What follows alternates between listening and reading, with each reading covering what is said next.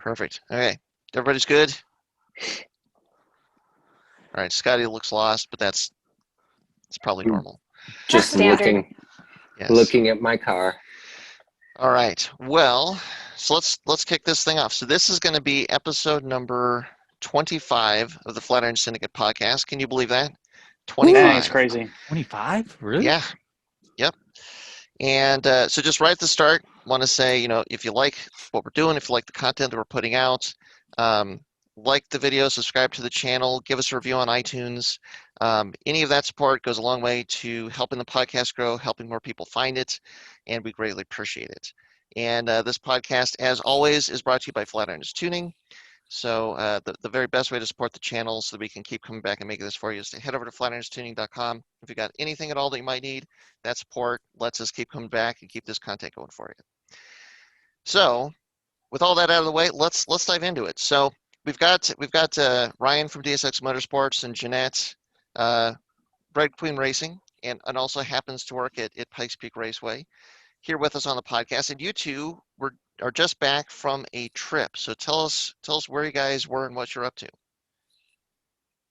We just got back from the Ridge Motorsports Park racing with Global Time Attack, and we both co-drove the Super Tycoon car and had just a riot of a time. It didn't actually rain too bad, which is why I was joking with Jeanette that she's got an awesome Washington tan, because it was actually sunny. So it's in Washington State? Yeah, Washington State, Okay. yeah. Okay. And to be fair, the 2 wet sessions we had, I drove both of those. Ryan got the prime sessions of the whole weekend. But Oh boy. that's what he gets for owning the car. Yes, that's fair. That is fair. Well, very cool. This session's going to suck, Jeanette. Why don't you do it? Yeah. It was more like we gambled, and Jeanette opted to drive the second day. And then when there was like a really good session, I was like, do you mind if I drive this session? She's like, fine.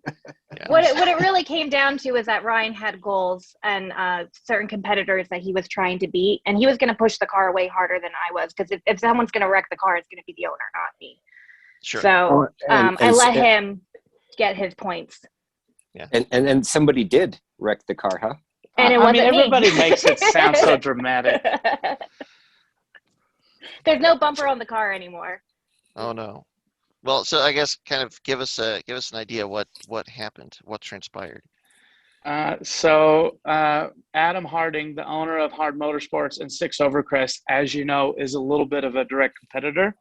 I was kind of doing some internet shit talking leading up to the event, knowing that we're both going to be in the Pro-Am class. They were bringing out a current BMW built M240IR, a TC America car that they actively race in TC America. They refuse to put on the Yokohama, so they're running Pirelli. So in the results, we don't actually get to compete against each other, but that was still a goal of mine. Mm-hmm. And on paper, the 2 cars would be pretty interesting to compare. So the first session out on Saturday, Jeanette drove. She did open lapping day and really and we can come back to that too, but she did the open lapping day on Friday and really kind of like put everything into perspective on how much faster we should actually be in the cars. So we went out in my first session. I ran a time in my second lap ever at that track on the first session that kind of stood until the next day ahead of Adam Harding. So Adam Harding did run about like 43 or 47 thousandths of a second faster than us. And so I went out in that one session that I was kind of joking with Jeanette about, and I mean, put another 1.6 seconds on Adam Harding and his car on Pirelli. Wow. So it was super awesome. I mean, so yeah. That just wasn't the session you wrecked the car, though. No, I hate the term wrecked. I just went off track on one of the. You were exploring track limits. Yeah, and it was funny because really, I have all these ideas. What happens? Like, oh no, it's fuel starve. Oh no, it was this. Oh no, it was that. But when you kind of watch it in the video, it wasn't necessarily like a line choice, and it wasn't necessarily like the line choice that I wanted to go was like a gamble. And what it came down to, and hopefully we'll have it in the video, is that if you get a bad bounce out of it, because the car is so stiff, if you got a bad bounce out of like that line choice, ideal line, it would just put you like basically understeering off the track. And the track, they just redid the on the edges of the track, so like all the The curbing and stuff was new, and it was super tacky. It was super awesome. But everything outside of the curbing was super soft, which we didn't know until we went and walked the track Saturday night. I mean, you would step into it and just your foot would sink, 3 or 4 inches into the dirt. So Oh, wow. my off track, that car is so low that the off track basically, the car would dig down enough that that's basically how we broke the bumper. Okay. And so, yeah, that was, accident or whatever. It's such a silly thing, but that's essentially when I was trying not to drive off the track, it was like 8/10 slower to actually follow the curbing around and set yourself up where you're safe there. But I was like, man, this sucks to go that slow in that last session, the day when I did break the bumper on Saturday completely. Mm-hmm. It was like, I'm not going to take that inside route. I just got to set up the front end. So I set the front end up and nailed it. I was like, hell yeah. And then go back through it again. I was like, set the session up again. And it just got a bad bounce, like, oh, and then just off the track. And you can see it in the video, like from the bumper cam, you can tell that it's all about just like this little hiccup, that would just push the car. It's just basically not give you enough time to get the car back on track. So super fun track though. Super awesome track. Now, was that the first time that both of you had been there? Yes. Absolutely. Yeah. Yeah. Mm-hmm. So is that, so you definitely would look forward to going back? Oh yeah, that track is awesome. It's, I kind of compared it with Jeanette to NCM, where it's like technical. It's kind of more like an autocrossy track. There's not like big, massive straight stretches and stuff, but you're still going like 130 miles an hour on the front stretch. The front stretch is like a half a mile long, but you're going so slow kind of coming up to it that there's still a lot of bravery aspects to it, kind of like NCM, except there's tons of elevation change. There's like a corkscrew that's similar to, it's not banked like really nice like Laguna Seca is, but there's a big drop that kind of puts you down onto the main stretch, and a lot of decreasing radius and double apex turns and just some stuff you just like. A traditional line, it's really hard to drive a traditional line on it, so it was kind of fun to actually drive that track because it was so different. And the challenge is with all the elevation changes is that you can't see half the turns where you're going. So there's a lot of trust and faith once you learn the course. And you can actually, in that track, you can carry so much speed in the turns, but you don't want to because you just can't see where the next turn is. Mm-hmm. So there is a lot of faith and trust and just ultimately just being ballsy throughout the whole thing. Sometimes but it's fun. It's so fun. Yeah. Sometimes you get a bad bounce because, that part where we're driving off the track, you're coming up this huge hill and you're literally like kind of looking at the sky, and you got some cones that are kind of helping you for reference, but you're driving over the track. And when you come over, it's kind of like a quick downhill rush into like turn 4 or 5. And we're going off in turn 4. And it's kind of like your turn 4 and your turn 5 is all set up with what you do through turn 2 and 3. That's like literally like you're driving up a blind hill, and you're just hoping like you're going and pointing in the right direction. Mm-hmm. Man. So it sounds like the ability to learn the track, that was probably really significant in far as picking up speed and time there. Yeah. I'm Jeanette, really glad I did the open lapping day. So we drove there early enough so that there was an open lapping day. Turn 2 organized it on the Friday, and I got 7 sessions basically with the car to myself. And I'm really, really glad that I did that because it did take me a while. I'm not as practiced as Ryan at new tracks. It takes me a while to learn them, and especially with the right-hand drive car and it being all-wheel drive and that car, you sit so low in it, I can't even see over the hood. So it kind of gave me even more fear factor of not being able to see around the corners and all the hills. So I was really, really grateful that I had all that time where I could just learn the track. And Ryan was just watching from the sidelines, and he was giving me a hard time on some of these turns, like, oh, you're taking that too slow. And then sure enough, you weren't going any faster the very next day because you just can't see. So, Man. Yeah. It was good, though.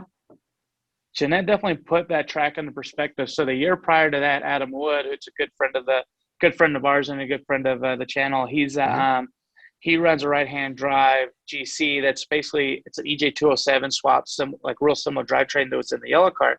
And he went there last, right? And it's a wagon, yeah. He went there last year, took second place in enthusiasts, and ran like a 157. So we're thinking, all right, so if he ran a 157, my goal is to try and run a 154, and hopefully that's kind of where Carl Top, buddy of ours, was running in an NAS 2000. He's local to that track. Mm-hmm. So we're thinking, that'll be, those are some goals.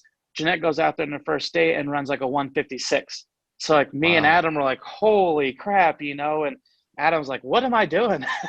So Adam goes out the next day and he runs like, he gets down to the 155s, but Jeanette driving the car, like new to the car, all like the two of us, especially new to the track, and Jeanette just to go out and throw down like a 156 and kind of a busy track day, which was pretty awesome. So That's awesome. I was really, really proud of myself until Ryan in his first session on Saturday ran a 150 in the same car. And then I kind of hated my life a little bit. Well, but the visibility is not a small thing. And Jeanette, I mean, what was it like driving on the wrong side of the car? I mean, that You must have know, been weird. It definitely is different. The hardest part is actually the paddock, because once you get in the race, once you're on the road course and you're going at speed, you just don't notice. You're doing what you need to do. I will admit, knowing the four corners of the car was different. So I always thought I had more room to my left than I actually did. So I did drop the tires a couple of times on the left side, because I always thought I just had plenty of room. And that was what was so funny about, because Friday night, Ryan like lectured me like a child, like about dropping tires and the dangers and you're going to wreck the car. And then the very next day he dropped the tires. So. Well, see, he was right. It could be True. dangerous. I didn't drop the same tires, but yeah. Yeah. I just wanted to make sure, like for anybody, like you see it with Jackie Ding's video when he goes off at with his, you know, his Supra in Detroit. Like a big part of dropping two tires, like the outside tires off in a brake zone, is that you can't really hit the brakes, because then it just sucks you out. And when I was watching her drive the first couple sessions, she's literally got the two drivers, like the two left side tires on the very edge of the straight stretch of the pavement. I was like, oh, like, do I say something? If I say something, she might think about it too much, and then it becomes a thing. If I don't say something about it, then if something does happen, like, oh, fuck, I just don't even know what to do. Well, and the sad thing is he did say something and it was good, but then later on when the adrenaline was kicking in and I was passing people in the straight stretch, I did drop two tires in the straight stretch. Yeah. And that was actually a little scary, because at that point you're going 100 miles per hour and you have to jump back onto the track and it fishtails a little bit. And it wasn't even that big of a deal until we were in the paddock and somebody who was behind me came up like, dude, that was fucking crazy. Like, oh my God, that was so scary. I'm like, Ryan's right there. Stop talking. Like, stop. She was like, oh, not a big deal. No, it's totally fine. And this dude's like, oh my God, are you okay? And I'm like, what happened up? And of course, It's all good. we couldn't find it in the video. So it happened to be one of those times where the camera wasn't on or something. And it was just, you know, we kind of talked about it, making that joke, like you always want to make sure you get the footage of the crazy shit. Well, we did get the footage of losing the bumper, because that's where the GoPro was. I even remember like being back in the paddock, and it was, you know, like talking to people, and everybody's taking pictures of the missing bumper. First, I thought I was being like hella cool. Like, oh my God, everyone thinks we're so cool because we ran so fast. Like, no, everyone is taking pictures of the car because it's missing a trunk of the bumper. Well, we go out and get the GoPro, and you can just see like the GoPro tumbling. I was like, well, at least we got that. That's cool. See, it's strategic placement of the camera, so you can pick up events like that. Yeah. Put it on the things that are most likely to fall off. So I got a question. How come they didn't live stream this event? There is like very little internet coverage out there from phones. They did just recently put in their own Wi-Fi. The tracks got their own internet and their own Wi-Fi. I don't think that they knew that was going to be the case. And so they couldn't even, I mean, they struggled so bad last year trying to just put anything up at the track that they didn't even spend the money or invest in trying to get the live stream going. So they didn't even plan for it. Gotcha. Yeah, because I mean, like the LTE coverage is like non-existent. Like without the on-track stuff that they did have, like they had the public Wi-Fi. Without that stuff, we wouldn't even be able to even post on Instagram or anything like that what was happening. Wow. So it's a pretty remote location. Yeah, it definitely is. Yeah, for sure. Which I think racetracks have to be, right? Yeah. If they want to survive. For sure. Yeah, I mean, I kept trying to look up the live stream and ended up just, opening up Race Hero. Like every hour and checking in on you guys. Yeah. Yeah, it was tough. I mean, it was hopefully in July, now that they know that they have the internet. And I think that's a big reason why the Rich did it. It was so that they can do live streaming and stuff. Hopefully now that they have the internet out there, they'll try and live stream in July when they go back, because it's gonna be madness in July. They had so many people coming out on Saturday. They didn't have a whole lot of signups, but they had people signing up that day to do like the open lapping and the competing and stuff, and the drift and the car show. That there was like a line. The road's like, it's a country road, you know, and it's 2 lanes, like one going each direction. And the road was full of cars, and they were, because of COVID restrictions, like if somebody left, they would, you know, for every band that they got out, they would let somebody in. So there was cars waiting till like 3-4 o'clock, like way backed up on the road to actually come and spectate and participate at the event on Saturday, which was super awesome. Well, and hopefully come July, things will be a little bit easier, and then more competitors, maybe even a handful of spectators or some spectators or something like that. Oh yeah, I mean, Amir set like the overall street class record last year with the 144, and we ran a 148 with that STI. Wow. So cars like that are going to be, I mean, insanely fast. Cable Rosenberg in that 9-liter Viper, the NA 800 horsepower sequential Viper, he ran like a 136 or 137. They said it was almost the fastest car that they've ever had at that track ever. Wow. Like as far as lap times goes. So Cable almost set like the overall track record in a normally aspirated Viper. That's pretty cool. Super cool. Yeah. How old is the track? How long has it been operational? Jeanette, do you kind of remember? I feel like it's only been like 10 years. I think it's been about 10 years, but you can definitely tell in the last year, 6 months to a year, they've been growing their facility. They're putting in a lot more infrastructure, a little bit more viewing for spectators. They're really making their efforts more recently. Yeah. So it's kind of cool to hear what it looked like 6 months ago, and to hear everybody who came back from the last event last year, how like impressed they were with how much it's grown. Wow. Yeah, that's like great. the bathroom facilities was just dirt around there, and as most of the paddock area was actually dirt, except for like kind of the A paddock that we were supposed to be paddocked in. Most other than that being paved, most of it was all dirt. They had a pedestrian bridge that they kind of had somewhat assembled, but you couldn't get actually over to the other side, like the infield side of the track. So they made, from what I can tell, in just the last year, they've made a ton of improvements. They've repaved the track, so it'll probably get better in July because there's still oil and stuff seeping out of it, you know. But repaved the track, and they did new curbing, and the curbing is like insane. Like it's grippier than the actual track surface. Like you could literally be coming out of nowhere and then just like lean right up on that curbing, and it just totally bonkers. So wow, that track's gonna be a fast, fun track.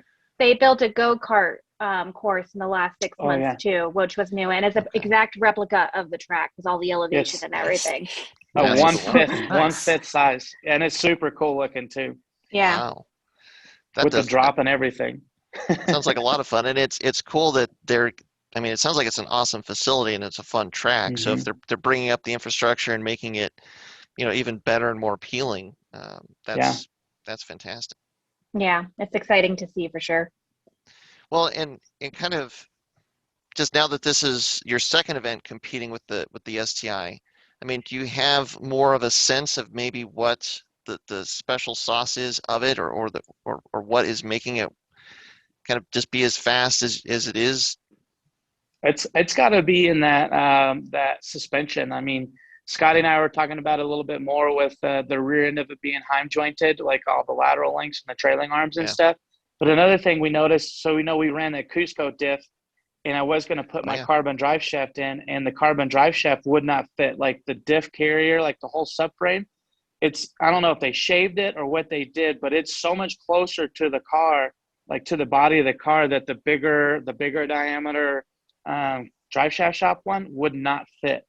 Wow. So we and I was talking to my buddy Kyle, and he was looking at it. Like I put my hand across, like where the diff kind of sticks out underneath how they have like that stamped steel that kind of holds it. I put my hand up there, and like the thickness of my hand wedges up against the body of the car and the subframe. So there's definitely no room for a gas tank. So they've definitely raised the interesting, like, whether they milled it down or whatever they did, but they definitely raised the rear subframe closer to the car. So, Interesting. I mean, it's still suspension. I was talking to Andrew Hillman because the autofocus is going to come out tomorrow. And he was telling me some more history about the car. And one of the things he had said is that there was race engines for those cars, and they pulled the race engine and race transmissions and everything out of them when they brought them to the U.S. and put basically stock spec C stuff. So those cars are even faster before, which is mind-boggling. Wow. Absolutely that is nuts. Yeah. Yeah. Well, So, and it sounds like we're really going to have to get out a tape measure and a ruler and kind of like look that thing over because, I mean, if they move the subframe up in the back, I mean, because the front and the rear subframes have to be kind of the same height for the drive shaft and stuff to go, you got to wonder, did they move the front subframe up too? Is that whole car like, half an inch, I mean, 4 inch lower? The fact that the subframes are welded to the body themselves. So there's no rubber bushings in there. Yep. So it almost seems like they replaced any rubber bushing with an actual like solid metal puck, or just welded that to the subframe and then to the chassis itself. So I mean, they definitely did a lot of cool stuff. I've never even actually seen the car in person, and I can't wait to, because I mean, I see myself there for a couple hours just looking at all this shit. We might have to make something like that happen. Yeah, for sure. We need to bring it up here so we can put it on the scales. Yeah, absolutely. We had I did run it with the LSD, the Cusco LSD, and a massive difference, a huge difference from Coda. And the biggest part of it, like we didn't get hardly any of that jumping around where the car's like wah wah wah, whereas coming up and like the car put down power way more efficiently with the LSD, and I just think it just made it even faster. If that's awesome. Even possible. I mean, it's man, there's still some question marks, but it sounds like the story of that car is starting to unravel a little bit. But man,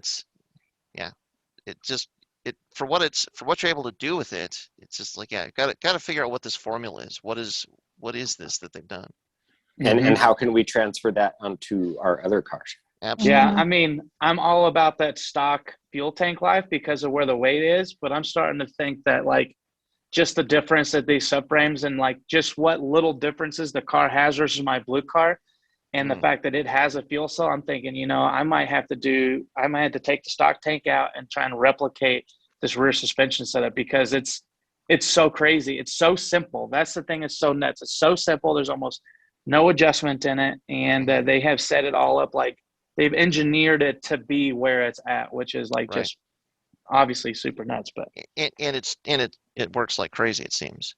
Yeah, very cool, man. Well, it's so cool that it was such a fun event, and man, if you guys are going back in July, it'd be interesting to see what it's like to go back, or the next time you get out there. You never know. Yeah, we won't be going back to July because that's the same weekend as Alpine Horizon Fest. So So Grid Life will be at PPIR that same weekend.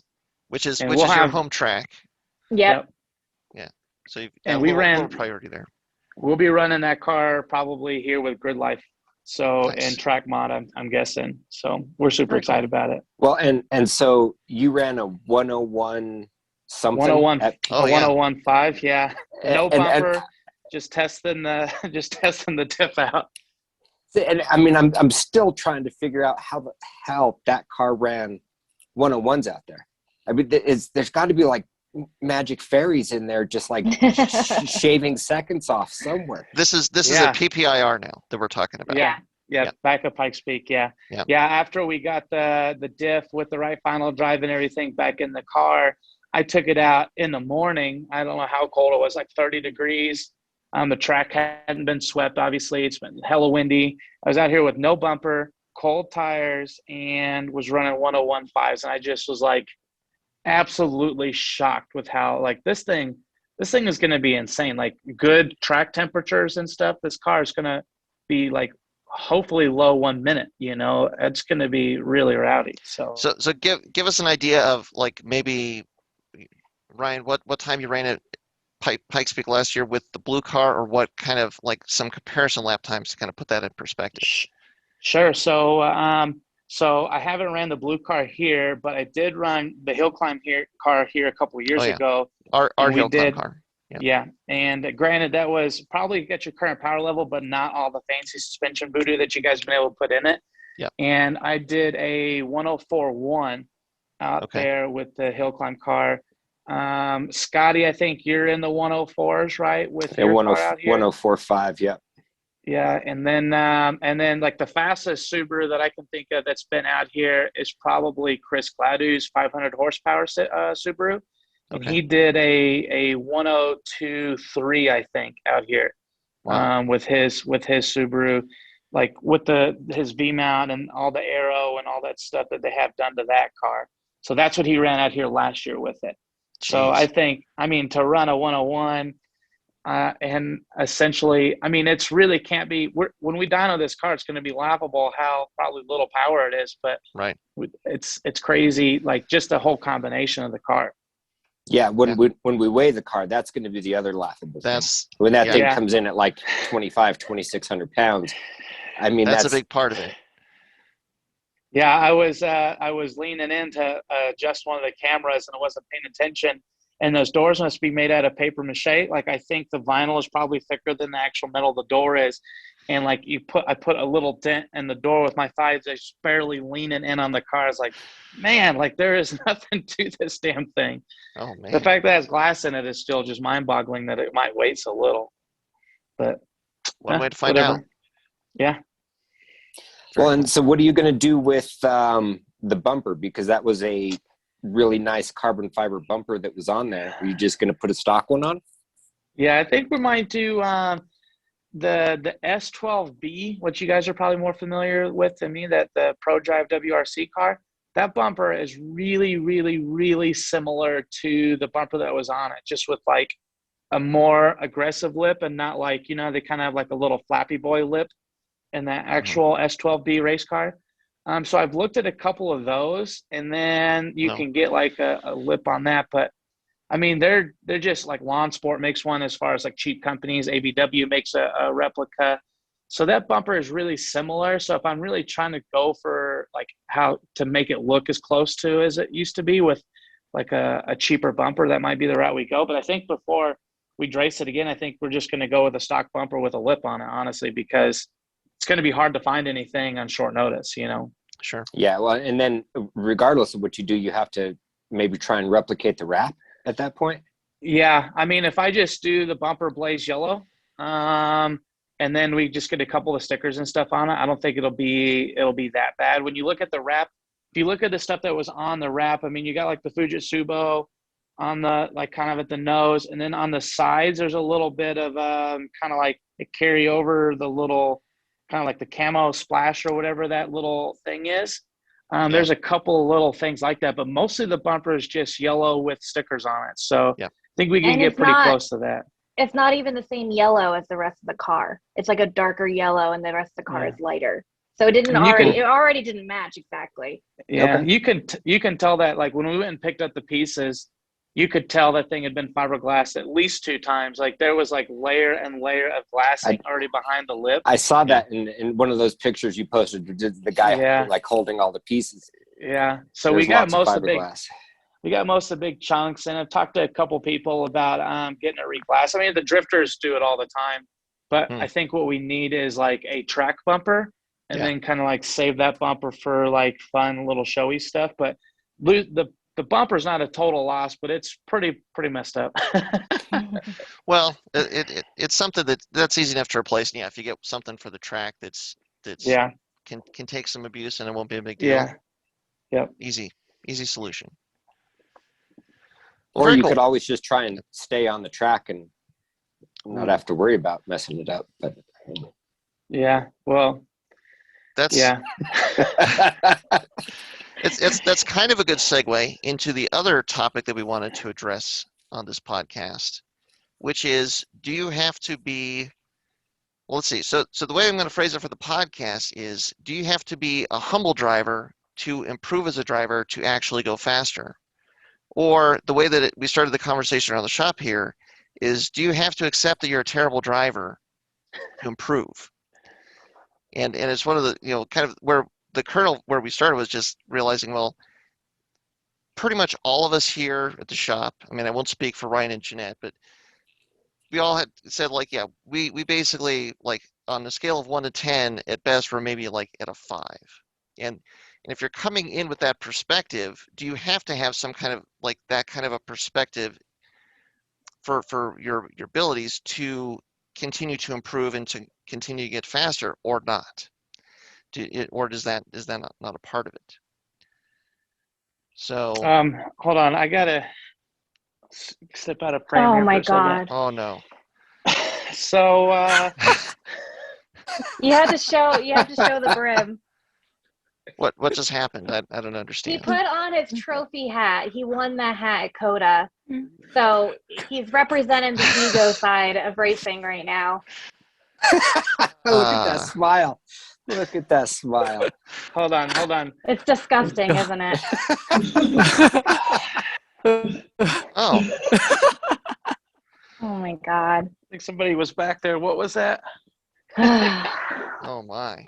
Yeah, so yeah, I mean, that being said, I personally think you do have to, it's two-sided. Like, if you're too timid, you got to have some kind of like drive to want to win to do this, right? So there's always going to be like that guy doesn't know what he's talking about, or I'm so much faster than that. A drive to go faster too. Yeah, just a drive to go faster. So like, you can't, in my opinion, you can't be like the 100% humble driver, except that you suck all the time, and then try to improve. I think you gotta have like enough grit to kind of like start somewhere, you know. But you do have to like recognize when you kind of suck. And sometimes this is like, I hate to pull Adam Harding into this, but it's like the perfect example. I went and talked to him when he did beat me, and he's like, "Yeah, man, it's not a big deal. We're like on slicks and blah blah blah. And, you know, it's whatever." And then when I did beat him, he's like, "Yeah, well, you know, I mean, the car's down on power, and you know." And I was like, "Yeah, that's cool." I was like, "Well, you're just braking way too early." And one of his guys with him was like, "Yeah, dude, like you're braking like 50 yards before him." And he's like, "Really?" I'm like, "Dude, like everybody's too scared to tell him because he's kind of the owner of that company, you know." And sure. And just not asking, you know, like, why am I getting my ass handed to me, or why aren't I beating this guy? So yeah, I think to start it out, I think you do have to have a mixture of both, you know, a little bit of an ego to push yourself, but willing to admit that when you kind of could do better, you know? Well, and being 100% humble, you said, if you're 100% humble, you don't have to admit that you suck. You just have to admit that you can still learn. It's not that you suck. It's just that there's always something else to learn. No matter, I personally think no matter who you are, there's always somebody else out there that is going to go and just go faster than you, or do it better than you, or have more finesse than you. And if you're not humble, enough, a lot of those learning experiences can just pass right by you because you think you can't learn something else. Right. You know, it's like the day that you went faster than me in my own car, you know, that was a humbling experience for sure. And I was out there just like, man, I just can't push myself right now, you know. But then when you and Nick both went out and drove my car and spanked any of my previous times, super humbling experience. Like, okay, I mean, obviously the car has it in there. I didn't, you know. And and I actually love those humbling experiences because it opens you up to like, what the hell was I doing? What was I thinking? You know, where was my mindset even at? So, yeah, I think it's huge. How many people do we know that get caught in the trap of like, oh, if I just had a bigger splitter, or if all my brakes aren't where they need to be, or all this other stuff? I mean, I feel like a lot of people that's their big hang up, whether it's like a humble thing or not. I think a lot of people get caught up on that aspect of the experience instead of thinking about, okay, I could have went deeper in that brake zone, or I'm probably apexing too early. I feel like it's a lot easier for people to kind of, in a way of protecting their ego and to like basically saying, hey, there's this like these 5 things I need to do to the car or build on the car before we go faster. Like you okay. blame everything else but yourself. Mm-hmm. Well, and what it really comes down to is that humility. It's a requirement. It's the track is going to humble you. Your car is going to humble you. It's going to happen at some point in your journey. And I mean, Scotty said it. If you don't take that opportunity to be humble, you're going to miss out on lessons. And not only that, but you're going to probably spoil the experience for everybody around you. There are so many people we see time and time again who should belong in HPD 1, but they think that they belong in HPD 2. And while they're going over like driving exercises exactly, they're asking questions about flags. Oh, sorry, my battery's dying. So, but well, I mean, go ahead. Well, you go ahead. You were talking. I lost my train of thought, but it's just that it's gonna happen to you. And I think I get what you guys are saying, where like the confidence gets you out on the track and it makes you drive hard. But I don't know if humility is the same thing as self-doubt. And so like for me, especially at the Ridge, I could have drove better if I didn't have so much self-doubt. And I was a little freaked out going out there, even on my first session of open lapping, just because it's been a while since I've been on track and it was a new car and it's a new track. And I held myself back a lot. Yeah. It's totally foreign environment. I totally held myself back because of my self-doubt, but I don't know if that's the same as humility. Well, even saying all of that, you still put down a really fast time.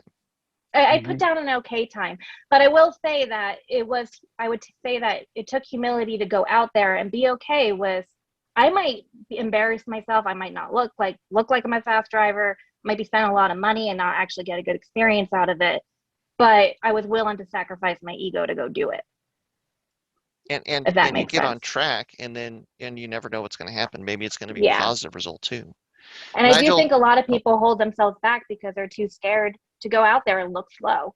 Or they put up barriers of saying, well, I need to do this to the car. There's this issue with the car, that issue with the car. I need these parts on the car to get out there and go faster. And then they don't even go to the track and drive because they've got these like perceived barriers up that they need to address. Well, and another like really good example is any open lapping day with a fast group and a slow group. Sure. And you have people that will sign up for the fast group because they have a C7 Vet or a Dodge Viper or a Porsche. They're fast cars, but that's not what fast group and slow group is about. You know, so that the ego comes from what they drive. They have the money. You know, their ego is in life. Look what I can afford. Look what I bought. So I'm obviously supposed to be in the fast group. And then you go out and get spanked by a 50-year-old lady in an old Porsche 944, and that's where the humility comes in. Right. And so I think for a lot of those people, if they don't learn that humility at that point, that's that lost lesson. So I want to jump in here. Viet and Nigel, you guys have been quiet so far. Where do you fall on this? All right, Nigel. Viet, your mic's muted also. Yeah, because we're in the same room, so we didn't want to have feedback. All right, good. We didn't want to listen to you anyway. Go ahead. Okay. You know, go ahead, Nigel. I can really relate to Jeanette talking about like self-doubt. Like, so my first event with my race car was at Mid-Ohio, and I showed up and immediately felt like I don't belong here. This is way over my head.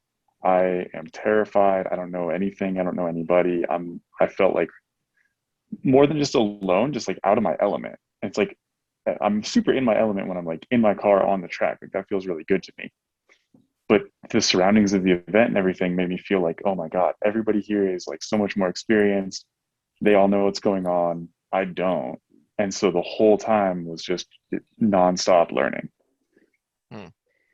Now, did that feeling of just being out of your element, did that keep you from turning as many laps or going out on track as much as you did, or from driving as aggressively as you possibly could have? Several things did that.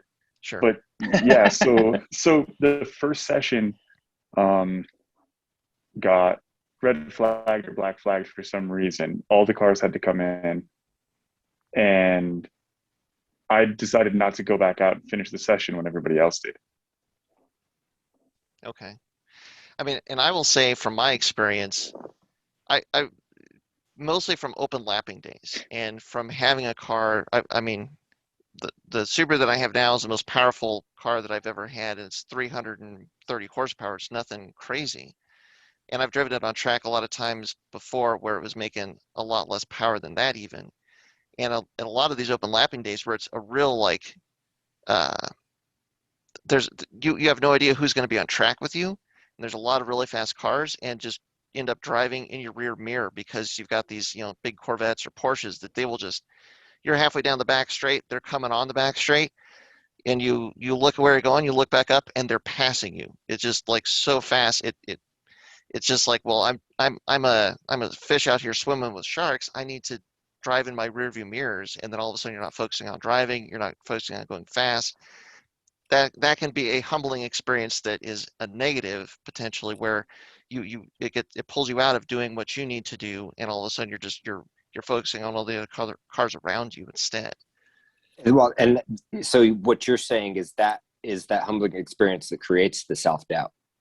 Because potentially, yeah, because I mean, if you're driving in your mirror as opposed to focusing on what you're doing, you're doubting your ability to actually drive your line. Yep. So yeah, I think the humbling experience, it can go both ways, and it's almost like once you're in that experience, you have to decide how you're going to let that mindset take you. Are you going to let it take you to a point of improving your driving, or is it going to take away from improving and doing what you need to do? Sure. That's totally valid. And that's what I love. I mean, that's the hook for me, is that when you're on track, nothing else exists. But at the same time, you have to put yourself in a state of mind where nothing else exists for you to drive well. So, I mean, I totally relate to what Nigel just said. These events they're hard on me. I don't like people. I don't like noise. I hide a lot during these events. So in between sessions is very rattling to my energy and to my soul. Ooh, echo. Ooh. What are you doing? I have no idea. That was pretty cool. That was pretty cool. Anyway, but the actual, so like on my open lapping day on Friday, after my second session, I was totally fed because I got on track and everything else just falls away and you can actually start feeling the car, got out of traffic. So it is interesting, but I could see where the humility could be destructive in some ways if you let it let you fall into the self-doubt and the I don't belong here. And there's a big part of that choice that John was talking about. Like my choice in that moment was, I'm feeling like overwhelmed by all the other cars out here that, they might know the track or they're going to go faster than me or whatever. So I went to the hot pit, let everybody through, and just like literally put myself on the track alone. So I didn't have to think about any of that. So I could focus on myself, my lines, learning the track, feeling the car, all that, just get rid of all that other outside stuff. And even that awareness to realize that you're kind of getting pulled in one direction and that you need to reset and reset your focus. That is something really to kind of be aware of when you need to kind of to do that to get back to where you need to be. I guess. Well, Viet, do you want to chime in real quick before? I want to pull in a couple other examples. Well, I mean, like you guys kind of gone over a lot of the same stuff how I felt on like open lapping days. Like normally it's all those fast cars, like I'm in a Civic, right? And then like I'm on track with Porsches and Vipers and Corvettes. Like they're way faster than me. So like it does definitely make you drive in your view a lot more and puts a lot of pressure on you, right?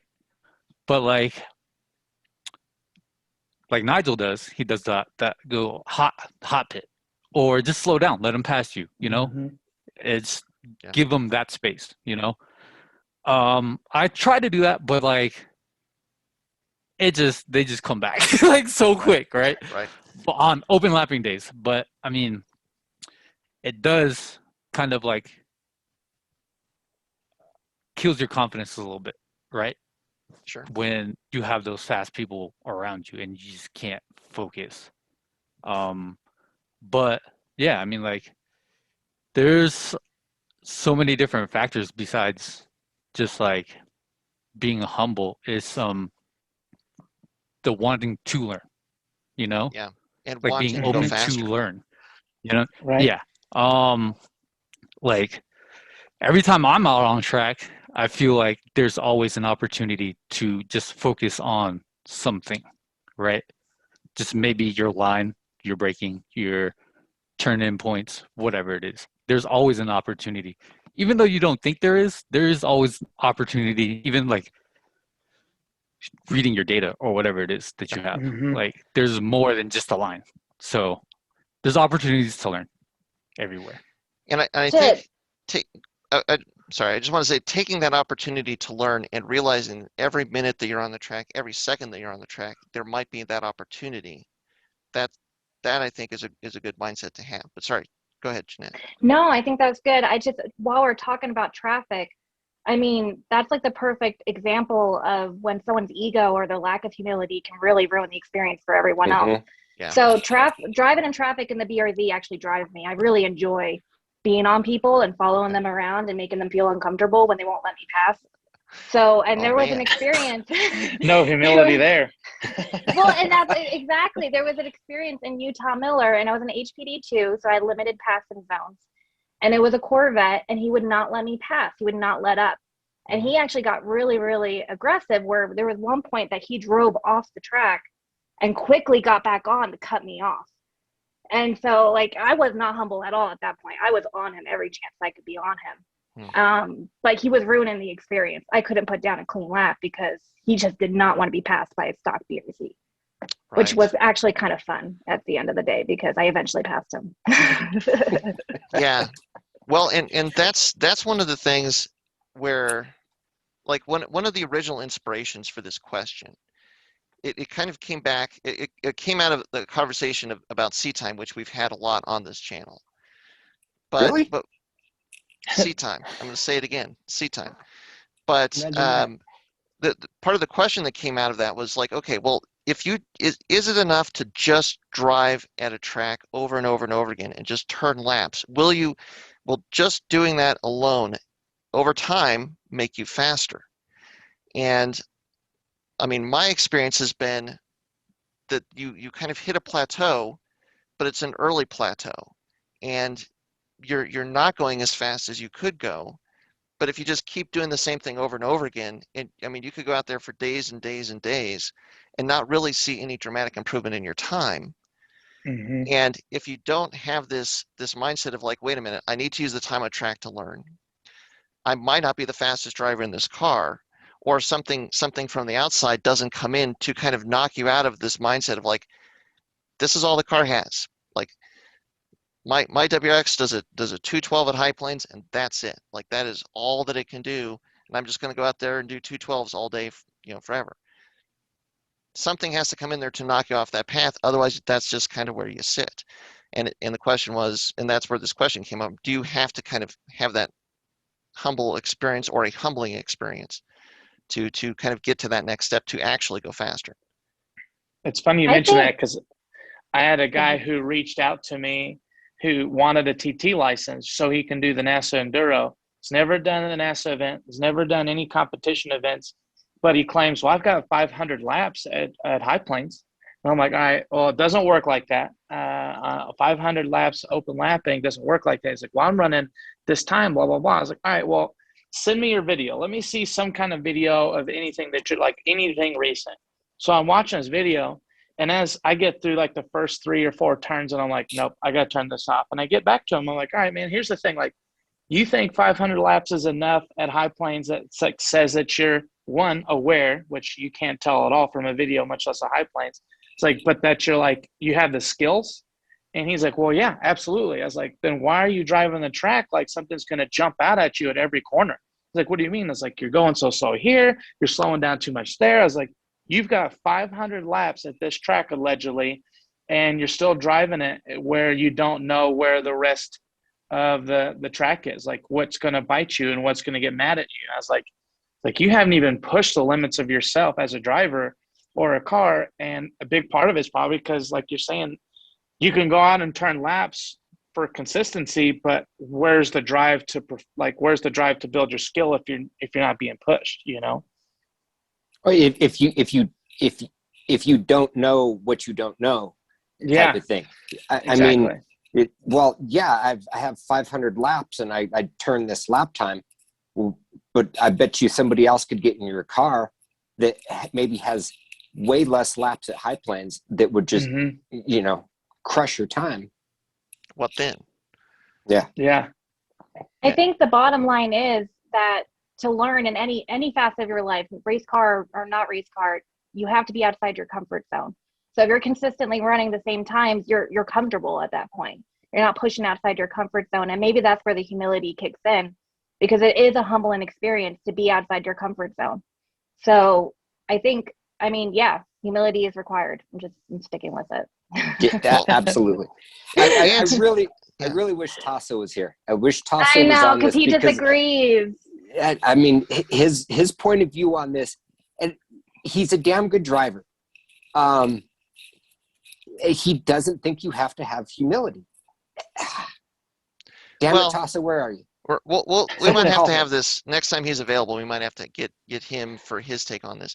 The funny thing is he is humble in his own way. When he was out here, it's not like he's bragging about it. It's not like he's in your face. He's not cutting you down. He just doesn't realize he has it. I could be wrong in that. Or maybe he just wants to be a cocky, arrogant asshole and then has that front. But really, he's just a broken, shattered little thing on the inside. Shots fired. Ooh. Nice. Nice. Well, the other point that I would make is in kind of this is from my experience, kind of realizing that I had hit this plateau and I was not getting any faster and all that.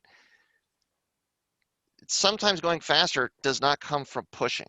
In fact, to my experience, going faster actually does not come from pushing for me, because what you think of as pushing to go faster or to try and find those little tints or something like that, you're putting that energy in the wrong place. There's a different place to put that energy. There's a different approach. You're not losing the time at the corner exit. You're losing it at the entry, or you're losing it at the corner exit, the corner before the one that you're going in, where you're trying to go faster. It's the ability to kind of analyze what you're doing to try and find where is there actually time in the car or not. And a lot of times, if at least for me, from my experience, when I go in there and I feel like I'm pushing, I don't actually end up going faster because it's not an analytical change to find the time. It's like this like emotional strategy to find time, which has not worked for me anyway. Kind of a red mist. Right. Exactly. Yeah. And so at least I have noticed that when I finally break barriers like that I'm trying to get to, there is usually a huge emotional release where I'm like teared up or excited or crying or just ramped in general. And I think there's probably not enough people setting those kind of targets and trying to figure out, like, one, they're realistic, but find ways to get there. Because like once you get there, then it's almost like, that was easy. Like now what, Yeah. But I think having that experience makes me want to have that experience over and over and over again. Keep finding that time. That endorphin rush is huge. Yeah. You get an endorphin rush from driving the car, but when you actually break through to that like aha moment, you're like, oh yeah, I want more of this. Yeah. Then you want it every lap. And I think too, the other thing that I will just say, or the last thing I'll say about it is, a lot of times it will happen and you don't know why. And then part of the trick is figuring out why you went faster so that you can go and do it again. And like, Scotty, I think I was actually riding along with you in your car when you did your first 201 at High Plains. I can't remember exactly what the time was, but I know that I was riding with you and you set a new personal best time. And I was riding and it felt like a normal lap. It was fine. And I remember we talked a little bit after the fact of like, I don't know what happened, but like all of a sudden you just shaved like a second off. and it was just like it felt like magical for a moment, and then this is where data can help. You went back through the data and you figured out, well, I was actually braking a little bit later here, carrying more speed through these corners. Then all of a sudden, just a second fell away. Right? Yeah. You know, and so it might not, it wasn't, you found that time in just driving and like maybe even subconsciously trying something different, but it wasn't trying to push hard, and it wasn't something where you even knew in the moment where you were finding that time. Maybe I was just trying to impress my boss. I don't know. I don't think that was it. I don't think that was it. Yeah, so I think more than anything, the underlying reason I wanted to have this conversation is just to talk about. I mean, I think if you're going to drive a car on track, and if you're going to do it even more than once or a handful of times, or put in 500 laps at a track, one of the draws to keep coming back and doing it is you want to go faster. But I think a lot of times we just don't know how to go faster. And I think this is maybe a good conversation to have, or I wanted to have this conversation to maybe talk about, you know, some other ways to find that time, or to find, you know, approaches to take to find ways to go faster. Ask for help. Ask for help. Yeah. It's always kind of funny to me, especially from an instructor standpoint, where you have somebody like being an instructor, where you have somebody who's like, okay, why do I think this dude's credible? Like, it could be a stranger. Why is it that this person has to be like some crazy world champion or whatever before I believe what he has to say really makes a difference? And sometimes I think part of that humility, or part of that being like, everybody's going to tell you something, whether it's good advice or bad advice. And sometimes asking and listening and sifting through that and putting it all together for yourself makes a thing too. But it's just so mind-boggling to me that like, I can have like this level, but if this person comes off and perceived as at this level, then I can go faster with his advice. But it's funny how we are like that, like in nature, you know, like from an ego perspective. If this person isn't proven himself that he's better than me, then I don't believe that he is, you know. And I think that's how Tasso is. I think Tasso's like, well, yeah, we've never done the same thing, so like your advice is really nothing to me. Like, you know, like, but there's people that are like that. Like, what have you done? Like, well, you know, I just know I'm faster than you in sectors 1, 2, and 3. Like, I know that, but for some people that's not enough, you know. But like talking about going faster, I think listening to everything that people are saying, or things that people are doing, or just paying attention to stuff around you is another way to kind of emulate, you know, what is better and what is fast. And sometimes that makes a big difference, you know, as far as strategies and things you can do. Sure. Well, I mean, Jeanette or Viet or Nigel, did you guys have any other thoughts that have come to you in this conversation? Just that, I mean, I agree with what Ryan just said, but there's also people who are faster than you that don't know what they're talking about. Yeah. And being pretty new to this as a few years ago, and maybe being a girl is part of it, where people are constantly flexing in front of me and telling you how to drive. And I learned very quickly whose advice to follow. Like, you can tell when someone actually is speaking from an ego and they're flexing, or they're speaking from, if they're humble and they're coming from a state of mind in a place where they're just trying to help. You know, you can kind of read that off of people. So there's some people that you just don't want to listen to. And then sometimes you have to kind of just play around for yourself to explore. So like, for example, Ryan has a strategy at PPIR when you that last turn out of the infield to go out into the oval. He has a line that he swears by. And it's probably the fastest line, but I'm still not 100% convinced that's the right line for me. So I'm still playing around with it to figure out what works for me in the BRZ. So you do have to, you want to be open to that, but you do also have to be aware of who you're talking to, what they're saying, and then find out for yourself. Be okay to be outside your comfort zone, to explore and try different lines and experiment. And some of them aren't going to work, and it's going to suck sometimes. Well, you know, to that, Jeanette, one thing that immediately comes to mind with that is different cars drive differently. And and one of the first things when I start talking to somebody or deciding if I'm going to take advice from somebody is, you know, where are they coming from with their experience? And, you know, because an all-wheel drive car coming out of that corner onto the main straight is going to behave differently, and you're going to have different inputs compared to a rear-wheel drive car, compared to a front-wheel drive car. And so, is there consideration for that as they're giving you the advice? At least this is the way that I interpret it. Or are they just kind of saying something like, "This is what I do. This is what you should do," and I don't it doesn't matter to me what car you drive or whatever. Mm-hmm. Okay, so I want to ask DSX that exact thing. Do you think that there's a different line coming onto the Roval from the infield for a different car? I definitely think there's like small, minute changes. And I think the biggest reason being it's really advantageous for the all-wheel drive cars because they're known to push to get on the oval earlier than, say, a rear-wheel drive car that isn't known as much to push. But I do think it's like splitting hairs, but it's way more advantageous. The nature of getting on the oval sooner is that you come up on grip, so you can get on power a lot earlier, and you're understeering, and then it's just, oh, okay, there's grip there. And so anything that people feel in their butt, like, oh my God, it's pushing, it's not going to make it, you would let off the throttle, and then you're going to come up on the bank, and then you had so much more grip.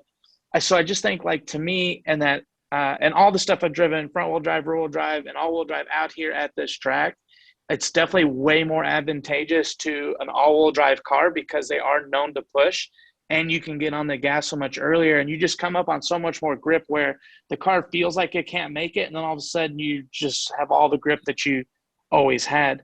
Whereas rear-wheel drive cars, they're crisper, they're able to turn in, but they can't get on the gas as early as an all-wheel drive car could. Mm-hmm. But they're still, I think it's still advantageous for that bank, but it's really advantageous to all-wheel drive cars.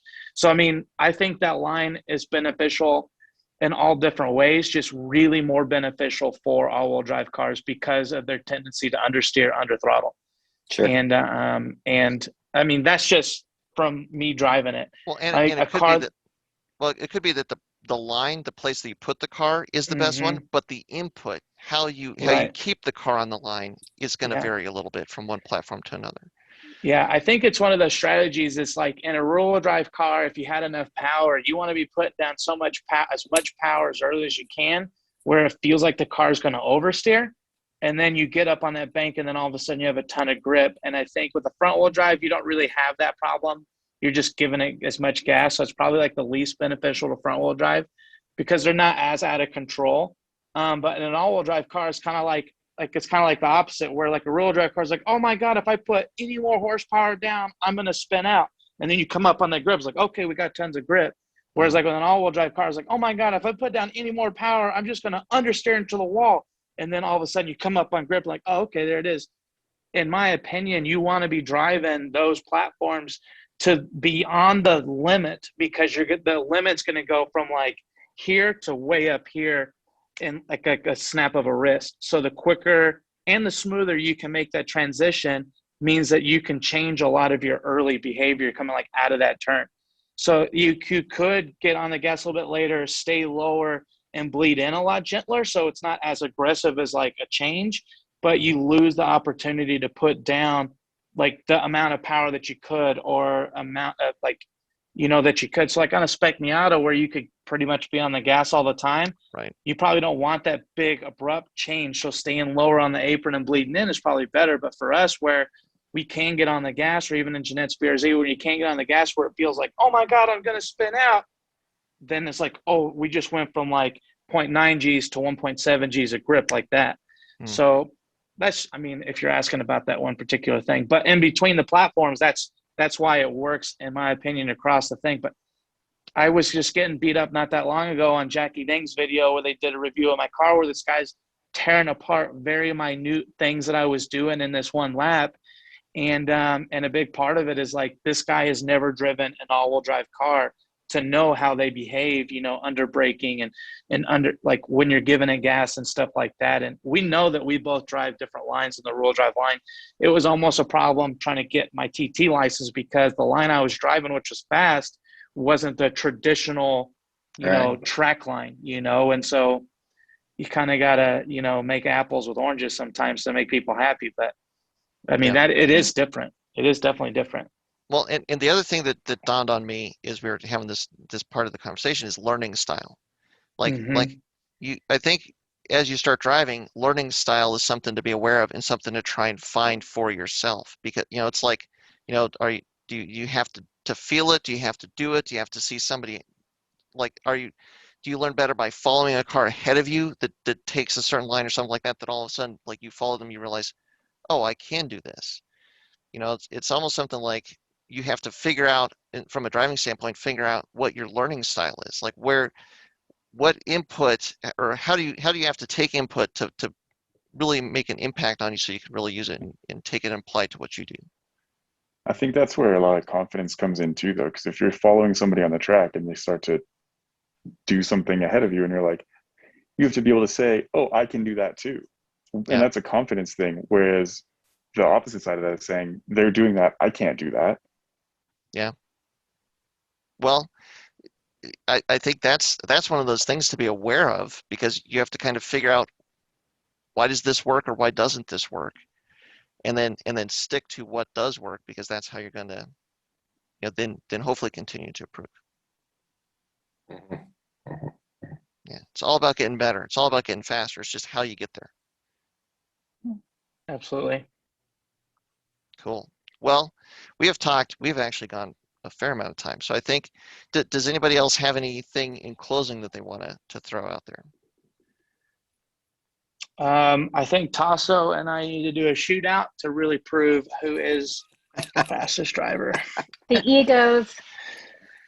I'll bring a matchy boy car that's I already have obviously a huge advantage in. Nice.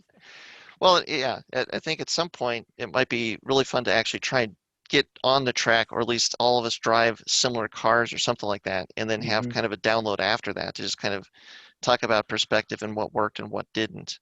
If only we knew somebody who like ran and operated some racetrack where we could all get together and go. I keep inviting you guys, and no one comes. It's not my fault. It's Scotty, my fault. at least you got your car back together, right? It's all these down cars. It's almost there. I'm still trying to figure out this other car and then get my suspension on this, and it'll be good. But so in 2 weeks at PPIR, we'll be there for NASA. Yeah. You're going to be here for the open lapping day too? I am. Cool. Nice. Yes. See, one step closer to having everybody in one place at one time, which is not an easy feat these days. Or, well, maybe not as easy once was. Maybe after all this COVID shit's over, and we could actually just like figure it out, and everyone get together and drive each other's cars. Yes. Well, and there's so I'm driving Scotty's car. That's what I heard. I'm totally down to let you do that. I think it would be really cool for all of us to get in everybody else's cars and then go beat their time in their own car. Awesome. So that the ego can start flaring up for everybody. Oh yeah. Jeanette's going to be flexing. Jeanette's like, I'm driving everything all year so I can beat everybody that day. I also think I'm the best in the BRZ, so I'm not worried. Ego. I've never driven a BRZ. I'm actually kind of excited to do it, especially a supercharged one. So it's totally a riot. Yeah, that's awesome. Cool. Well, we'll have to make that happen.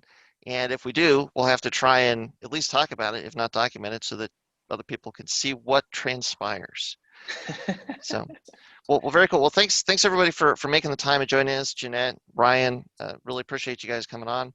And I guess with that, we'll just call it a wrap here. And we'll say, as always, with Flatirons Tuning, stay tuned. All right, we'll see you guys.